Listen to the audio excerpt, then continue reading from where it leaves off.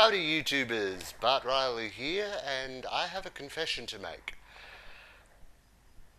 I don't like horror movies. I know, it's hard to take. I don't like watching horror movies, I don't like playing horror games. I just don't like the sensation of being scared.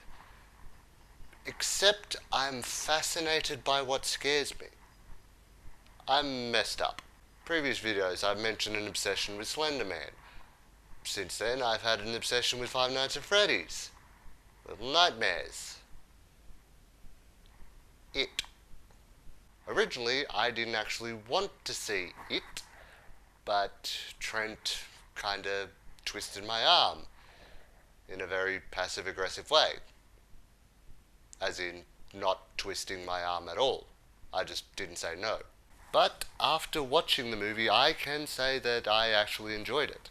It's not as super scary as everybody says it is, but it was enjoyable. And while the movie is still relatively relevant, I actually have a few things to say about the sequel when it comes in September 2019. I'll admit I haven't read the Stephen King book, I haven't watched the original miniseries, but I have seen the Nostalgia Critics review on it, so same thing. And I will be spoiling what I know about it. I'll be spoiling the new movie, the original story, and possibly the next movie. One of the big problems about the original story, from my limited point of view, is the way that Pennywise attacks. He is a killer clown that thrives on the fear of his victims, so he shapeshifts into what they fear most. Except the original story, the attacks are pretty random. Even when writing the book, Stephen King threw in a werewolf and a mummy because they were the classic Universal movie monsters. They can be scary. Except they have absolutely nothing to do with the kids that it attacks. Yeah, they're kids. Have they seen the movies? It was set in the 1950s. Do they even know what they're looking at? They didn't have internet. And Eddie got attacked by a shower. Why? Because he's the sick one and hated being clean all the time? So yes, a big improvement on the new movie is that Pennywise personalizes each attack. The lady from the painting, the burning people, Georgie. I didn't quite understand the headless mummy kind of person, but 3 steps forward, 1 step back. But in the sequel it can't do the same thing because all the kids dealt with their fears in the fight at the end of the last movie.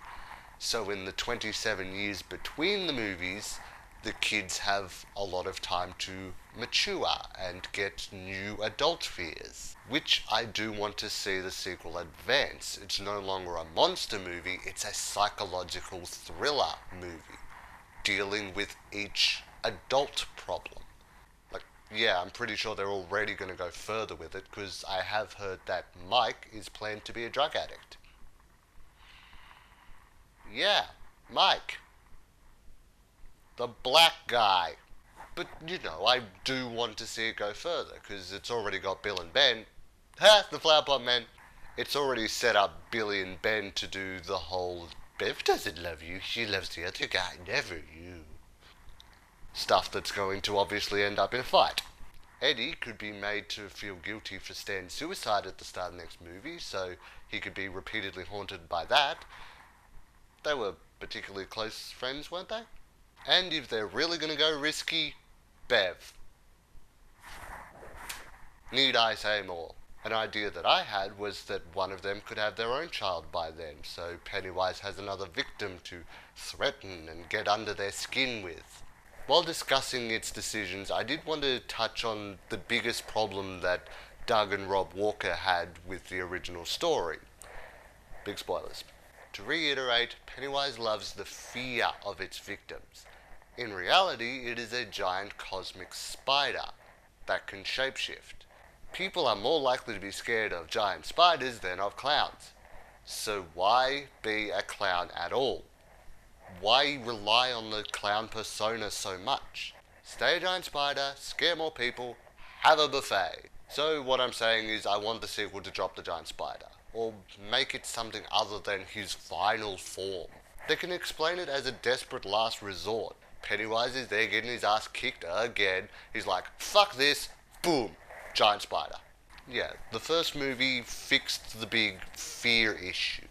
The sequel should fix the giant illogical plot hole with it. That's the point of an adaptation, to enhance it, to make it better, to make it more accessible. Not that anyone will want the original story to be changed. And because I tried to do this one unscripted, of course I'd forget something. I also wanted to discuss the difference between adult fears and children's fears, because there is a difference. Children's fears are often an external thing, a physical object or appearance, something that can be confronted and even removed if possible. Adult fears, on the other hand, are more psychological, like guilt or trauma or the meaning of one's own existence, and they're not so easily overcome, believe me.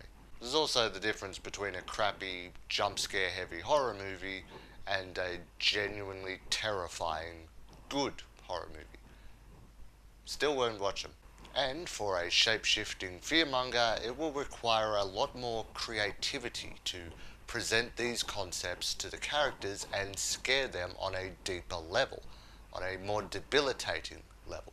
I like the idea that by attacking the kids who defeated him once they've grown up, Pennywise discovers, maybe for the first time, that adult fears taste better than children's fears due to that stronger intensity. He could even go on a power trip and be like, I'm going to terrorize everyone in this town and eat them all thanks to you. And then the stakes are raised for the heroes to overcome their problems, and I did say I was fascinated by fear, didn't I? And for a bit of extra fun, rewatch this video again and count every time I used the word it to describe the movie or Pennywise, cause I sure as hell ain't doing it myself. Bye! Turtles. Plop.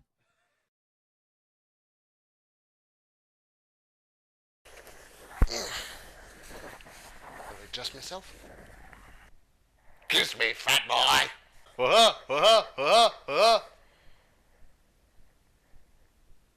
really do want to watch the original one, just for Tim Curry though. Balloon! While discussing its decisions,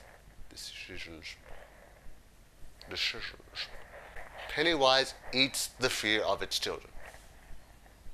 What? Actually likes the taste of adult fear. Schlubber, schlubber.